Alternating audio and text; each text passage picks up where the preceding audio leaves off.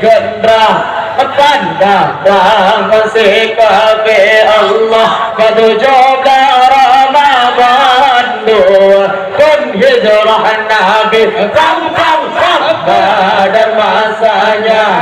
Yahudi Yahudi Allah kafe kaji berhimpun kaji kumji kepon Nabi Allah kafe kaji berhimpun kaji kepon Nabi Ali bin Abi Thalib angkat jadi pahlawan segala bandingan Zulbakar kepenari Allah singgah kesinta kafe dalam tanah hidup sekat kafe yang ladung pingsan kanun Sayyidina Ali Allah Nabi Gendra tanda bangun si kafe Allah bertujuh Ramadan dua kun hijrah Nabi sang pada masanya gayuran Yahudi Allah kafe kaji mahimpun kaji kemuji kepon Nabi Allah kafe kaji mahimpun kaji kemuji kepon Nabi Allah Ali bin Abi Thalib angkat jadi pahlawan jaga harapan dengan Zulbakar kepenari Allah segala kesintam kafe dalam tanah hidup sekan kafe ala pingsan kalam Sayyidina Ali Allah Nabi Gendra tanda bangun si kafe Allah menuju Ramadan dua kun hijrah Nabi dan masanya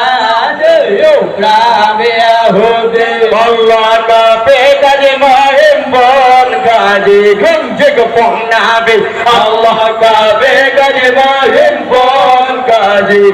kepon Nabi nasib dia bola musuh Islam di dalam Ramadan dan ketimbang kafe aladung jimplung takbir pun berkumandang bendera orang Islam beri ada puncak Allah Nabi Gendra tanda bangun si kafe Allah apa tujuh Ramadan dua berhijrah Nabi dan masanya kehidupan Yahudi Allah kafe kaji mahimpun kaji kemuji kepon Nabi Allah kafe kaji mahimpun kaji Nabi Allah tentang Nabi Muhammad tinggal dalam Madinah tanda berjalan dari tentang Ramadan Allah sindan Nabi dalam agama Allah agama Islam tudung sayang kawan Nabi Allah Nabi Gendra tanda bangun si kafe Allah menuju Ramadan dua kun hijrah Nabi pada masanya dilukan Yahudi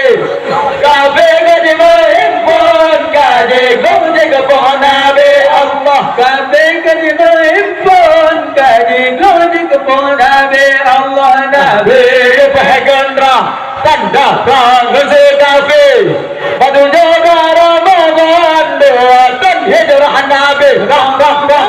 dan masanya dilukan Yahudi